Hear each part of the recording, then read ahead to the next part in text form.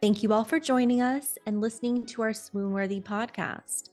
I'm Carly, and I'm here with my co-host, sister, and fellow period drama lover, Kayla. For this episode, we are going back in time to France in the late 18th century, just as we did for our very first Swoon-Worthy podcast episode, which was on Marie Antoinette.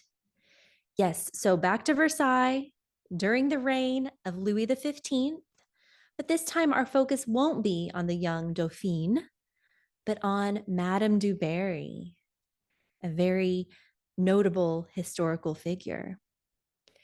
A year ago, so May 2023, the French film Jeanne du Barry premiered at the 76th Cannes Film Festival. It came to theaters briefly in the US just earlier this month, and now it's available to rent on Apple and Amazon. I imagine it'll be streaming on other services soon, but my sister and I could not wait to see this one. So we rented it and we're here to discuss it today. This movie is co-written, directed by, and stars Maïwenn as the title character, Jeanne du Barry. And it's really a beautiful movie, in my opinion. Kayla, what were your initial thoughts on the movie? Well, I think that it flowed very well. I was engaged the whole time, which is nice. The acting was great. I thought she did a great job. I think a lot of the actors looked similar to who they were playing, which was great. Especially Johnny Depp. I think he looks a lot like the king. Um, I just thought it was great. Good. I'm glad. And for our listeners, Kayla and I have not discussed the movie beforehand. We don't really know what we're going to say to each other, but it's good. I agree. I think it flowed well. I almost went into it thinking a little with a little hesitation. I wasn't sure I was going to love it because it took over a year to come to the US and be distributed in the US. I of course love the costuming just based on the pictures, but I wasn't sure if I'd like it. And I was pleasantly surprised. And it feels like a very beautifully made, genuine, authentic period drama to me. And I think the French really do period drama as well. And you mentioned Johnny Depp playing the king. So at this point, he's a bit older, playing Louis the 15th. The nickname for Louis the 15th was Louis the Beloved. Okay, so this is the great grandson of Louis the 14th, Louis XIV, Louis the Sun King. Oh, Yeah. And he became king at the age of 5. Of course, he had the regency. He was too young to rule, so there was the regency with his great uncle. And he reigned for almost 59 years. He was 64 when he died, one of the longest reigning monarchs in France. And only his great grandfather, Louis the 14th, ruled longer than him, 72 years. So, yeah, so he's a bourbon king, just like his great grandfather. fun fact, we're related to him. We might be. We did 23 and Me, and it seemed like we had the results came back and we had the bourbon line in our The family. haplo cell or haplo something. Haplo group Something. was a haplo group. Yeah. So we'll take that with a grain of salt. I don't know. I would like to believe that we are related because it's pretty cool and historical. Of course, this time period is interesting. I don't know how the French totally love it, but I will say that for historical purposes, this is just such a fascinating time to research and to see on the screen. Kayla, you and I have always been enchanted with Marie Antoinette's story. And in the Sofia Coppola film from 2006, there's a snippet of Madame du Barry, right? It's not a huge part, but Asia Argento plays the mistress of the king, the rival of Marie Antoinette, some would say. And did you know, Kayla, that Maïwenn saw the Sofia Coppola film and back in 2006. And in multiple interviews, she said that she fell in love with the character and wanted more of her on the screen. So that's what really prompted her to make this movie. Oh, I love that. No, yeah, I think she did a great job. She portrayed her as such a free spirit, and Mhm. I was glad to see a different version or a different side of her story because in the Marie Antoinette version you just see the kind of annoying version of Du Barry, which because I'm sure the king's daughters saw her as that, and you can see in this movie they kind of encourage Marie Antoinette to snub her. Mhm. Um, and so, but I liked seeing the more human side of her. Yeah, exactly. I'm with you. It was great to see. And they started out the opening scene. She's just a young girl. I think we get to see her as a very young girl and then an adolescent going to a convent or a boarding school type situation. And both actresses they chose to play the younger versions look just like Maïwenn. I thought they did a great job casting. Um, so she was born to obscurity in the countryside of France. And who would have thought that this young uh, provincial French girl would have ended up in the Palace of Versailles in such a high role? So it's very interesting to see how that happened. Of course, she chose a life of harlotry, maybe you would say that. She did her mother was in the movie she was a cook, but I've also read that she was a seamstress. So she decided not to be a servant girl. She wanted something else. I was, reading the subtitles because just so you know, this movie is 100% subtitles. So just forewarning, In the but French language. the French language. But a lot of girls from that area ended up in that line of work, I think, and so that's why they sent her to the convent to be a nun. But she hated it. Yeah, it didn't really gel with her. But I love how they showed her reading. She was very curious and thirsty for knowledge. So, and there was a man in her life who employed her mother who decided to, you know, school her and give her books to read. And so that really set the path for her. You can tell she's intelligent. She's very smart. She's just decided to be a courtesan and thought that she could be a free woman, be independent somewhat by doing that, going that route. So she ends up meeting Count du Barry and starts to live with him and really liked being sort of a mother figure, I would say, to his son, the young Adolphe, and lived with Count du Barry, but he's kind of seemed like a pimp figure a bit. Like he had a casino and would kind of loan her out. It was kind of not a lovely situation. Yeah, and he was kind of abusive to her. Mm-hmm. Yeah, but I will say I thought he was kind of attractive at first, and he kind of reminded me of Antonio Banderas in Interview with the Vampire. The way he looked, I was like, "Is that Antonio Banderas?" Well, so I actually recognized that actor from another Oh, movie. So another great movie. It's not a period film, but it's a great movie that y'all should watch. It's called Broken English, and it's got Parker Posey in it. And that was him. yeah, that was him. I think Melville. he was also in Le Divorce with Kate Hudson and Naomi Watts. Oh my gosh, that's we loved both of those growing up. Melville Poupa. I looked up his name. Yeah, Is that correct? Melville Poupaud or Poupaud. No, you don't pronounce the D at the end. Poupa.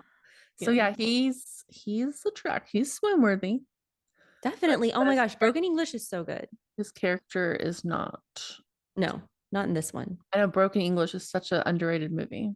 It really is. It's a little indie film. Oh my gosh, Kayla, thank you for pointing that out. I did not look into him. I was just like, oh, this guy, this French actor looks like Antonio Banderas. Okay. All right. Um, and then you see that she gets a lot of attention from men and men of high rank. So that's when it kind of the opportunity is presented to her to go to the Palace of Versailles and perhaps attract the attention of the king. So this is all during the first maybe 20 minutes of the movie. It's really, I loved it from the get-go. I felt like it was very, as I said, authentic period drama. There's soft candlelight lighting in the rooms, very natural lighting outside. And I also read that Maïwenn wanted to emulate this other movie, this other period drama from 1975, Barry Lyndon. So that's another one. If you like period dramas and you may not have really seen a lot from the 70s time period, it's called Barry Lyndon, and it's the same costume designer, Milena Canonero, as Marie Antoinette 2006 does this Barry Lyndon movie. So just a few recommendations for movies here. But back to Jeanne du Barry. And this one, the costume designs for this movie, the costume design is by Jürgen Doring in collaboration with Chanel. Yeah. So they definitely take liberties with the costuming in this movie. There are modern influences, which is just common now in period dramas. But I think the costumes are stunning. And you do see the Chanel elements. So Kayla, I like the part where she finally gets to go to Versailles. They're in the Hall of Mirrors in Versailles, the most probably well-known room or hallway in the Palace of Versailles.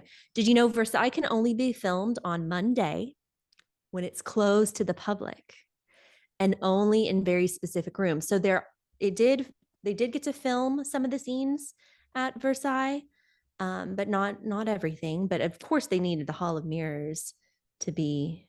It's such a recognizable, iconic venue. It's beautiful. It's so beautiful. And Kayla and I've been lucky enough to go there. And Kayla, did you know that actually today in France, right now, as we speak, they're partying it up in Versailles? It's the Fête Galante. Oh, Did you know that? Do you know what that is? no. They have a ball for people to go dress up in period clothing, and they go to Versailles. And that's actually taking place right now as we're recording this. Can you imagine? I would just love to go to that one day to dress up. That is cool. But very cool to be dressed in the Baroque style and partying it up where they actually did party.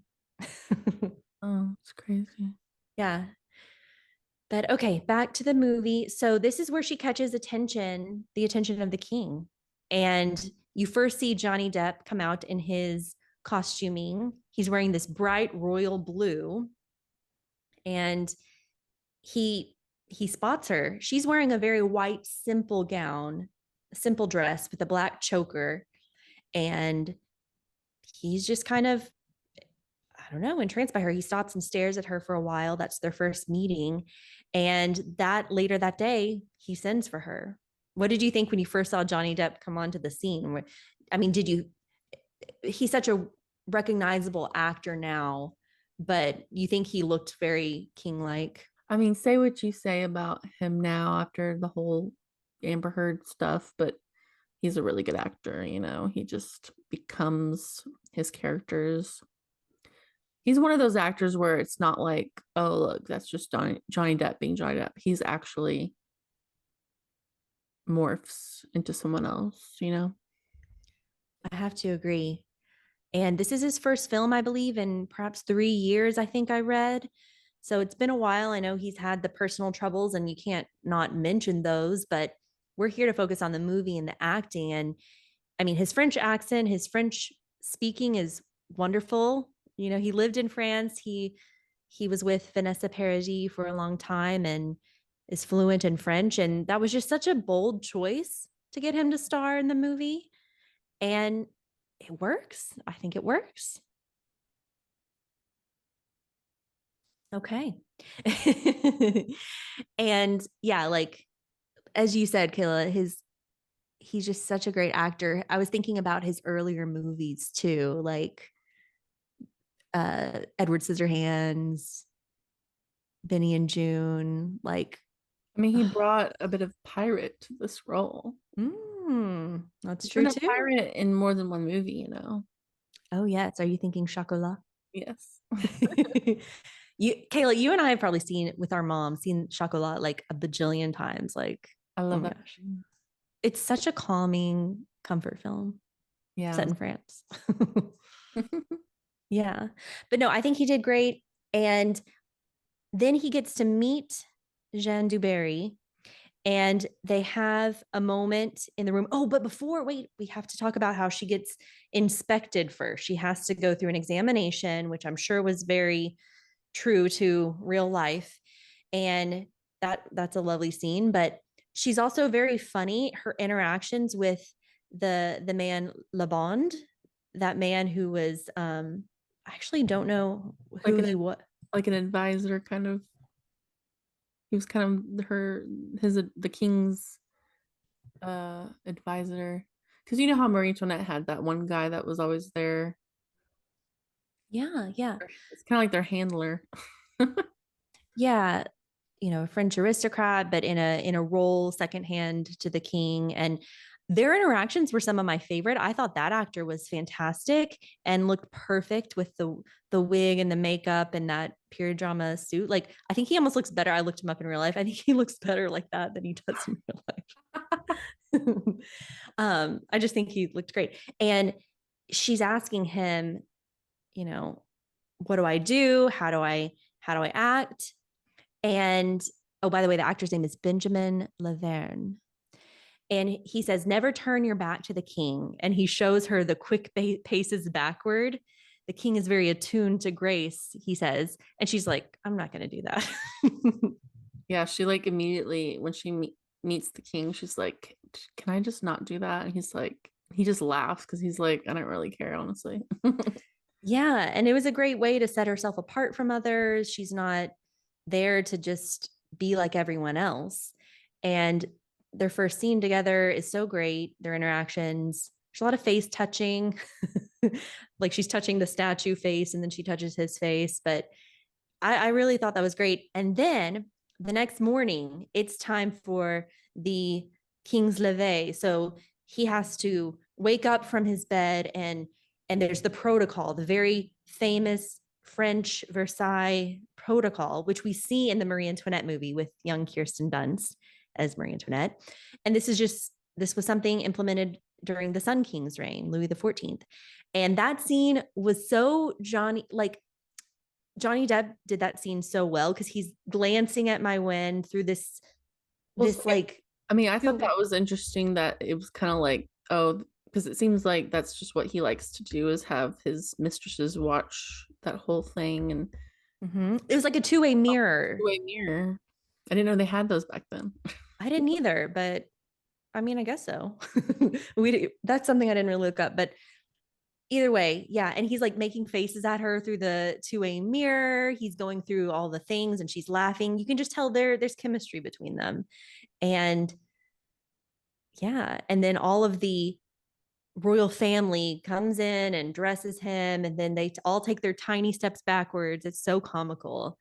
um but yeah, the Jeanne du Barry and the king, they make each other laugh and she basically becomes his favorite, his mistress, his the I think the French term is maîtresse en titre.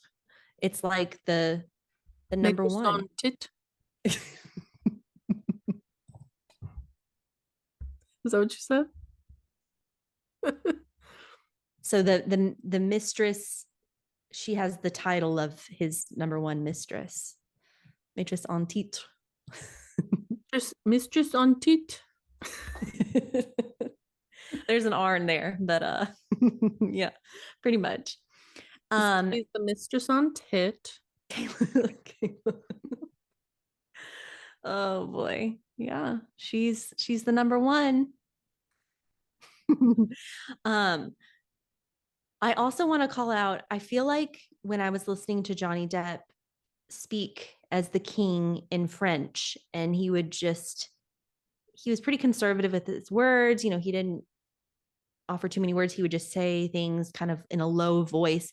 It almost reminded me of the movie La Belle et la Bête, and like the way the beast and slash the prince talks. Like, I don't know. I was wondering if they were. I love the old La Belle et la Bête, which is also on Max streaming if you want to have a listen. Okay. Anywho, so this was a big scandal though at the time, because people start to know that he has a mistress who is not presented yet, does not have a title, is potentially from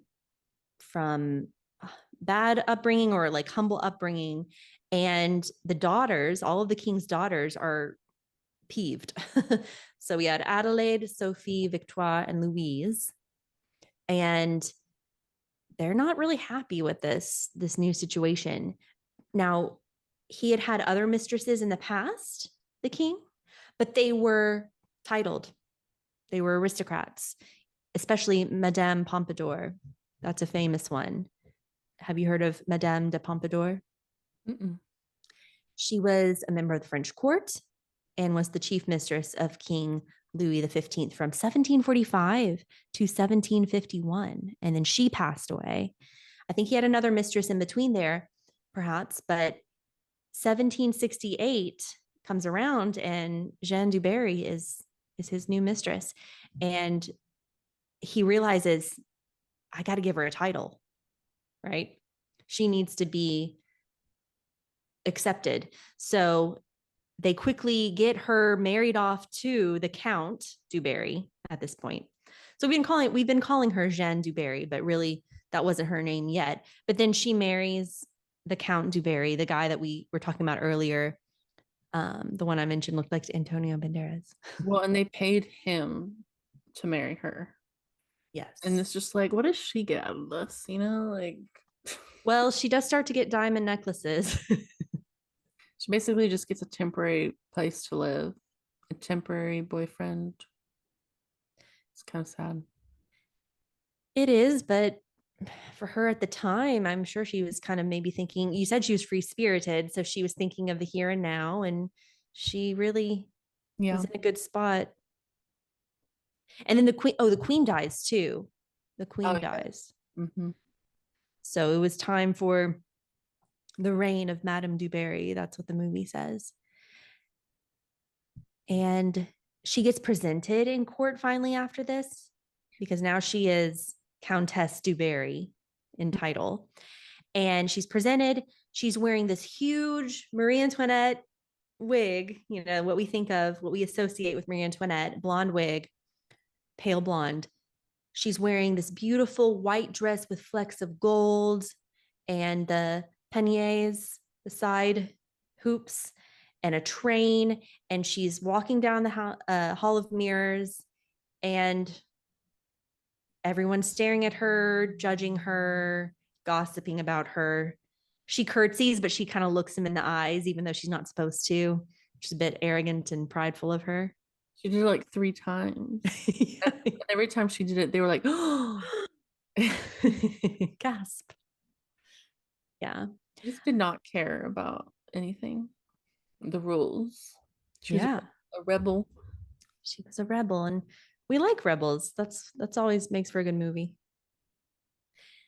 Then she's gifted. She gets a little gift from the king, which is kind of a strange gift, but it is historical. So they put it in the movie, and we're gonna have to talk about it. But it was a little boy. Oh my gosh, I was shocked. And then I kind of looked it up, and I was like, wait, I missed this completely in Marie Antoinette. Like, I did not He's even. in it. Yeah, but just for like a second, right? Like, I didn't even notice it. And I feel bad about that, but. Yes. So there is a little boy of African descent. I think it says he was from Bengali, or he was from Africa by way of India. And he's this adorable little boy, but he is a gift, which is kind of so sad. terrible. So sad. Where's his mom? Yeah. But she does, in the movie at least, treat him well and makes him her page and loves on him and treats him well, and even schools him, gives him books to read and teaches him things. Mhm. I didn't really look into the history too much yet. Well, yeah, I think she like, you know, gave him an education and stuff. Yeah, there we go. You said it better than me. Um, yeah. But yes, Kayla, you're right. The 2006 Marie Antoinette movie by Sofia Coppola, there you blink and you miss it, but there's a little boy to the side of Madame du Barry in all of this, in many of the scenes, and there he was. That's so sad. Yeah. And then it also talks about she still tries to be like a mother figure to the count's son, and at a certain point, both of the boys grow up and they're fencing together. I don't know. Are we sure that's not actually her son? I don't think so. Okay. Because I was wondering, I'm like, why she loves him so much? Like, Well, he was old. No, because he was older. No. oh, okay. And I think at one point, he says she has a son, and one of the king's daughters says, no, that's her Hawker's son. What, Hawker? I don't know. Okay, so more about the costumes, because then once she's officially out with the king, she gets to wear some really cool clothes. So she actually wears like a man's dress, like the jacket, the robe, and Dresses just like the king. just like the king, but it's a really cool look. Her hair's down and wavy. They ride horses together, and the music's really good in that scene when they're riding horses, I noticed. But then as she gets to wear some really cool clothes, like an aqua and black striped gown, and then everyone starts to wear stripes in the court. Well, I think they're kind of making fun of her. Oh, I see. Yeah, they were mocking her, but she didn't let it get to her, you know. Yeah, there you go. Yeah, there's one part where the daughters, who are definitely her rivals, are wearing, I think it's when Marie Antoinette comes in to the picture, they're wearing striped gowns as well, and they're very bright and colorful. And Kayla, what was that gum? That gum that only lasted for 2 seconds Oh and it has yeah. zebras? Ugh, yeah. I Like it remember. reminded me of that. Yeah. I know I can taste it. It's like really tough but sweet, but then it goes away and you're just kind of like, Yeah, what is that gum called? Zebra gum? oh, maybe. Uh, zebra fruit striped gum. There we Oh go. my gosh. So those dresses they were wearing, the king's daughters were wearing, reminded me of that. I thought it was fun. Okay, anyways, and she also wears a very iconic Chanel dress, the one that Dua Lipa wore to the Met Gala. Um, so yeah, it's very Chanel. You can spot some Chanel influences that they worked with the costume designer on. So that's kind of cool. That is cool. Kayla, so I just looked up. She was 33 younger.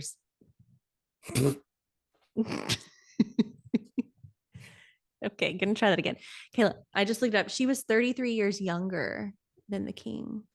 Yeah, she was 26 when she was brought to the palace. Gotcha. Okay. All right. And Kayla. So now we're getting to the part where Marie Antoinette comes onto the scene. She arrives in her carriage. We've seen this in many movies and shows before. She arrives from Austria in her carriage to become the Dauphine of France, marry the Dauphin. And it always looks exactly the same. It So that does. must have been exactly how it happened. Like she was wearing that light blue dress with her hair and a little hat. And she gets out of the carriage and she's just all blonde and Austrian. Yes. And the carriage always looks the same. It's like beautiful and white with the gold trim and the feathers. It's like, That yeah, must have been how it happened. there we go. What did you think about the actor they chose for the Dauphin? I think she was great. No, Yep. no. Sorry, I was talking The about Dauphine. well, I was talking about the Prince, Louis. Oh, Okay, I remember it. Um, but no, we'll go with you. Okay, what did you think about who they chose for Marie Antoinette, the Dauphine? I thought she was great. I noticed a lot of French films that portray Marie Antoinette, they get someone who has brown eyes, but Marie Antoinette had blue eyes. Oh, I mean, I guess that doesn't really matter, but yeah. I thought she looked a lot like you called this out in the Anne Boleyn episode, the Royalty Now. Like she looks a lot like the Royalty Now yeah, version. everything else but the eyes, she looked a lot like. Well, Kayla, did you know that Madame du Barry had blonde hair? Oh, really? Yeah. I didn't know that. Yeah. So the Marie Antoinette TV show by Canal Plus and BBC from 2022, they get an actress who's blonde, Gaia Weiss, to play Madame du Barry, and she does a great job. But yeah, blonde actually. I wonder if she started wearing brunette wigs though, Could have. Could because have. I feel like she in portraits and things she's got like brunette. Maybe both, but I've seen some of the white wigs too, the Okay. powdered white. Maybe she just changed. Who knows? But her paintings, the paintings of Du Barry, I was looking at the paintings. She was beautiful, I thought. Yeah. I mean, you gotta be, right? There you go. And then they have a really cute. He looks like a model. The tall actor they got with the long flowing hair to be the Dauphin, King Prince Louis, Louis the 16th. Oh yeah, he was a bit tall. I don't think he was actually that tall. I don't know, but again, that in the 2022 BBC Canal Plus show, they get a like a lankier looking guy than Jason Schwartzman to play the Dauphin. Well, So let me look at historical records. Oh, that he was very tall. okay. So Jason Schwartzman, they got, he's on the shorter side. Maybe that's just What do how, you think? Sophia, Yeah. huh? Well, I think Jason Schwartzman has a good look. Like his face looks Mm-hmm. like he did a good job. But he just wasn't as tall as how the king usually actually was. Yeah. He's a bit taller and thinner, but this actor, he looks like a model. Yeah. He takes up for Madame du Barry at a couple of different points. He kind of stands by her, which I thought was Yeah. fun. He was a gentleman. Yeah, and everyone was so mean to her. And, the aunts, the king's daughters, did not want her to befriend Du Barry. They wanted Marie Antoinette to be her rival, to get her kicked out of the palace, and to not speak with her. And that was a huge plot point in this one. Yeah, because that was the power play that they had was the Dauphine has to speak first to someone. They can't just come up to her and talk to her. She has to be able the first one to start speaking. But once she does say something to them, then they can come and talk to her whenever they want. So then she just kind of she almost did it at one point, but then Mm-hmm. she like went away. And then I loved that part where Johnny Depp, the king, he just stormed into the room and Yes. he just intimidated them by looking at them. He didn't even say anything. He was just like, and they knew, okay, he's not messing around. We have to, like, unless Marie Antoinette wants to stay here, she's gonna have to actually speak to Du Barry. Yes, I noticed that scene too. I'm glad we both picked up on that. Yeah, he just stared at each of them like for a few moments in anger, and it was a good scene for sure. And then And I loved how Marie Antoinette spoke to her because it was probably really realistic to how a 15-year-old or whatever would kind of just be like, there's a lot of people here today at Versailles, and then like walk away. yes, and then the narrator. So this whole film we haven't even talked about it, is has a narrator for some of the major plot points, and I really liked the narrator's voice. I thought that was a good one, and he said, 9 words saved Jeanne from disgrace, and the royal family recognized her. So 9 words. There are a great many people at Versailles today. I want to say it too. There are a great many people at Versailles today. Wow, Marie Antoinette said that. She said that. And then Du Barry runs and is so excited, so happy. Like, Oh, it's so funny. She runs so far to the king and interrupts his important meeting, and she's out of breath. And she's like, "She spoke to me. She spoke to me." And then everyone's like, "She seems happy." yeah. Um, yeah. No. So the whole thing, I think I really did love this movie. I thought it was really well done, and all of the major points of her, Versailles life are there. I noticed, so costuming, back to the costuming, she wears a lot of white towards the beginning, and she does wear black when she's mourning the death of her son, or her stepson, I guess I should say. Then she starts to wear some dark blue and purple. So it's kind of like in Marie Antoinette 2006, we see her in jewel tones, very contradictory to the pastels of the other people at the court. And I think this movie does it too, where she's always wearing something different. So Marie Antoinette's always wearing the pretty pink and pastels. The daughters of the king are wearing pastels, and she's always a little different. Um, and we finally do see her in more of like a jewel tone towards the end there. And then she wears at the very end, the last dress she wears when the king is dying, because that is true what happens.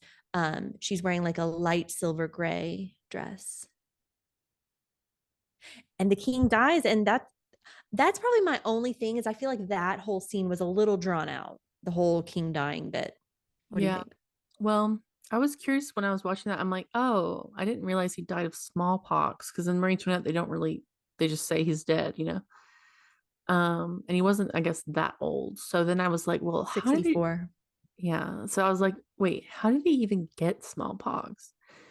And I looked it up and I'm kind of I don't know for sure if it's accurate what I read, but it's kind of gross. Like apparently he was kind of in a weird depressed state because he apparently was moody a lot. Someone had died or someone had moved away or It something. was his favorite daughter, Louise. And then I think someone else had died according to what I read. And so I read apparently they were trying to cheer him up and he slept with like a young girl or something and they didn't realize she had smallpox. Oh. Isn't that gross? Yeah. It may I not mean, be that may not be right. It's hard to find how he actually got it. It's like nobody wants to talk about that. But I was like, what, how did he get? I mean, he's a king. Like, he doesn't just run into smallpox. right. You know what I mean? Well, if maybe okay. So I didn't read it either, but I was also wondering how he contracted it. But you're probably right. And in the movie, if you remember, when Jeanne du Barry is inspected by the doctor, Oh, they they wanted to said they quarantine. wanted to quarantine her. Yeah. And they were like, no, let's just put her in the room with the king. So and then at a certain point, he does have a younger mistress, even though he's still with Du Barry. Yeah, I'm wondering now because did he get sick right after that? Because I'm wondering if that's what They were I just mentioned happened. maybe they were kind of putting that in there. She was a young thing, and she has to leave really quickly, and she grabs all the croissants. And I was just thinking of how uh at this point there's it's the beginning of the French Maybe Revolution that was to mentality. show that she was a commoner, like she was hungry. So maybe that's their way of showing what happened, how he. So yeah, okay. Mm-hmm, mm-hmm. Yes. So yeah, this is kind of the start of the French Revolution. The the people of France are starting to feel the unrest there. Of course, it happens more in Louis XVI reign, but this king, Louis XV, is credited with a very famous saying, "Après moi le déluge," after me comes the flood. So it's kind of like he knew that he was spending a lot of money, Oh, what a and jerk. yeah, but he just didn't care because that would happen after he was gone. What an asshole. It's his fault. It's his fault that Marie Antoinette died. I'm mad at him. Yeah, probably. Yeah, he, yeah, that's a famous saying. And then it's also a really good Regina Spektor song. But Wait, what? Really? Après moi le déluge. Après moi, après moi de la luge. Après moi. I mean, okay. You were close. Après moi de la luge. Le déluge. Le déluge. Après moi de la luge. No, le déluge. Le déluge. Après moi, le déluge. Yes, deluge is like a flood, because you can even, that's even an English phrase, the deluge is a flood and a downpour of rain. Mm-hmm. A deluge. A deluge. Ah. See, we're Okay. All Appelez-moi righty. de la luge. No, you're getting the de and the la mixed up. Okay, never mind. Okay, that was funny. We'll see how that goes. Yeah. And then she was just by his side, devoted to him the whole time he had smallpox, which is That was disgusting. I was wanting to vomit. I'm like, girl, you're gonna get the pox. yeah, that was a lot. That whole scene I think could have been shortened. I like how Marie Antoinette, it's kind of quick and painless, but I think Johnny Depp's acting was good. I think that Maïwenn's acting was good during this. I did like the part about lighting the candle outside the palace to let everyone know he's still alive. And then when he passed, they blew out the candle. I thought that was a fun little element. Oh yeah, that must have been a tradition because he was like, get the candle. Yeah. Like he knew. Yeah. Oh, and this is also in the movie by Sofia Coppola. They send her away. So they needed him to repent, to have his last rites, renounce the scandal. And he says, I'm afraid of hell. I'm sorry, you have to go away. So she goes away. But then I like the scene where she's kind of going across the courtyard and she's about to get in the carriage, but then she comes back. And I love the camera angle work during that scene. And she wants to do a final farewell. And Louis XVI stands up for her again and says, let her do her final farewell. And then she tearfully says goodbye to Laborde, the friend and confidant she's had throughout this time. And then she leaves Versailles. And there's this beautiful receding view of Versailles as she leaves. Yeah. Oh, and during that whole scene where they blow out the candle and the people in the courtyard are, start to gasp and, oh, the king is dead. I spotted a costume in there that's been used in another movie, a recycled movie costume, which, by the way, there's this great blog, this great website, Recycled Movie Costumes. And I love looking at all the costumes that have been in, Downton Abbey, and then they've also been in this movie. Anyways, it's a dress I'll post on Instagram from A Royal Affair, the Danish film with Alicia Vikander. It's this greenish dress with some pretty yellow florals, and I know I spotted it. I got to get a picture of that. Recycled movie costumes. Well, good on them for helping the environment, Yeah. Why not? Use the beautiful costumes. Mm-hmm. Okay.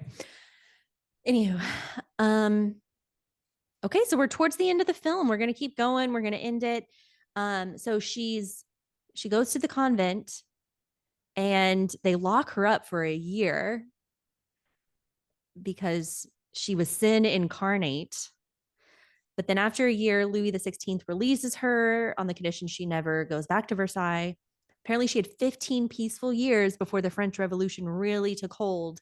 And she does face Madame la Guillotine. Wow. You think they would have forgotten about her and they let her live? Why did they guillotine her? I guess they thought that she was a symbol of monarchy. She was. The money gone to the waste. Mm-hmm. She had all those beautiful diamond necklaces, which were also Chanel jewelry. They were so pretty. There was one where it was like a little bow, a little ribbon. Oh, I loved the jewelry, I have to say. Oh, yeah. But yeah, no, but she met her end at the guillotine, and apparently her last words were, just one more minute, Mr. Executioner. I love life too much to have it taken away like this. It's always sad what they say at the end. I know. What did Marie Antoinette say? Didn't Was she say, I think she said, oh, I'm sorry. Like she stepped on their foot or something. Yeah, it was something funny like that, but sad. Yeah. Yeah. So it said that Marie Antoinette was executed on October 16th by the guillotine, and Jeanne du Barry December 8th. Mm-hmm. So we finished talking about all the scenes in the movie. We pretty much captured all the scenes. Hopefully you get a chance to watch this movie and let us know if you agree with our take on it. But we still have a few more things to talk about, Kayla. Yeah, I mean, I would like to know, Carly, if you were gonna make a movie about Madame du Barry, Jeanne du Barry, did I say that right? It's more like Jeanne. Jeanne, Jeanne. Jeanne du Barry. Yeah. Who would you cast as her? You know, Who would I cast? Well, I guess I would go with maybe a blonde just to mix it up. try to mix it up. And I like having a French actress for the role. I mean, I'm a huge fan of Léa Seydoux. Oh yeah. She's one of my absolute favorite French actresses. Also in some dramas, French period dramas. I want to shout out to Léa Seydoux for Diary of a Chambermaid from 2015. And she's in a Marie Antoinette one, Farewell, My Queen, 2012. She plays a servant. But yeah, I think Léa Seydoux can do no wrong. Ooh, I think Melanie Laurent would be a great option. She's blonde. She is. Oh, love her. She's also a director, I think, too. Yeah, love her in Glorious Bastards. I think you mentioned. And then speaking of rom-coms, non-period dramas, Beginners with Ewan McGregor. I love her in that one. Yeah, good choice, Kayla. But do you know who Nora Mm-hmm. Nesder? Mm-hmm. Yeah, she's in a movie called Paris 36, and that's a good one too. And she sings. She's a great actress too. Cool. So there's a lot of people that can play Jeanne du Barry. Mm-hmm. But I do think Maïwenn did a fabulous job. As you said, she kind of captures the free spirited, more positive view of this historical figure who we often see as just spiteful, competitive, dramatic, kind of a bitch, Selfish. selfish to, and just pitted against Marie Antoinette. So this is a nice take. Juxtaposition. Mm-hmm. It was really a really good view of her. And I think Maïwenn was perfect, really. Yeah. I loved her long, pretty hair, and she kind of had that French country girl look, I thought, but thrust into the spotlight here. And she had chemistry with the king, played by Johnny Depp. Madame de Tit. No, maîtresse en titre. Mistress. Mistress und Tit.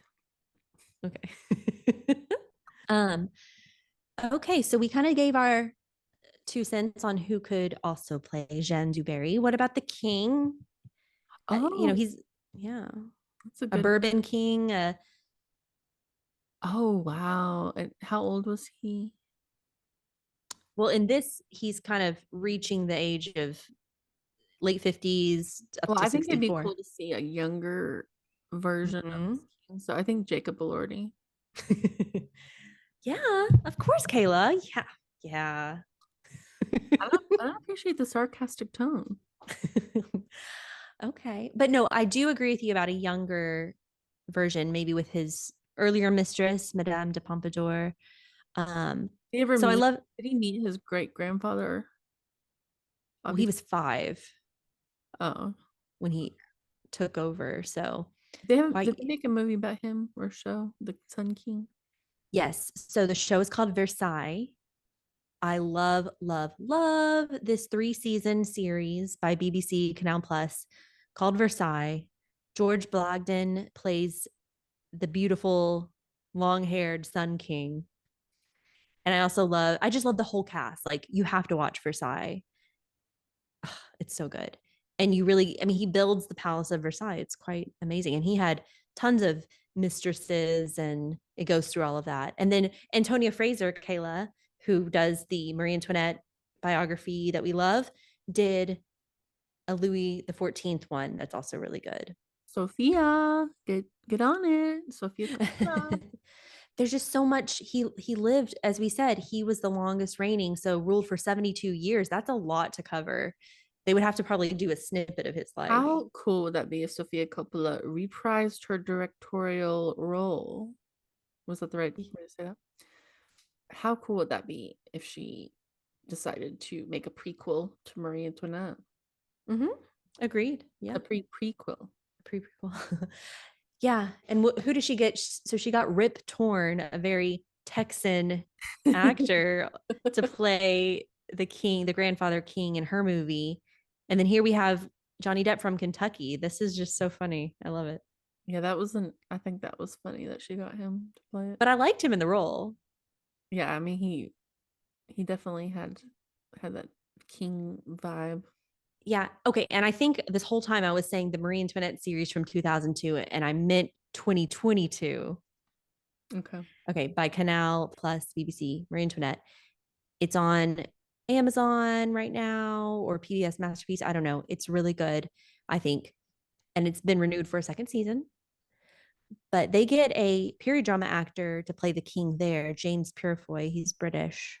Kayla, so Madame du Barry has been portrayed on screen as early as 1915. There are tons of classic films about Madame du Barry. I haven't actually seen any of them. I don't know if you have. No. I want to watch them. And then Kayla, yeah, and then there's a musical and then a musical turned movie in 1943 called Du Barry Was a Lady, and it stars Lucille Ball. It's more of a modern times, but then there's a dream sequence where she's Du Barry, and it kind of reminds me of Singing in the Rain. Um, but I really need to see that one. And before we wrap up, Kayla, I wanted to share a few of my favorite French period dramas.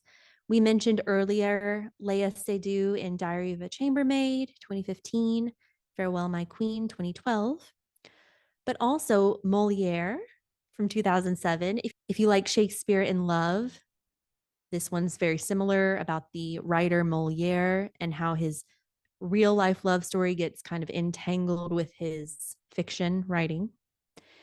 Lady J on Netflix, 2018. That's a good movie, Lady J.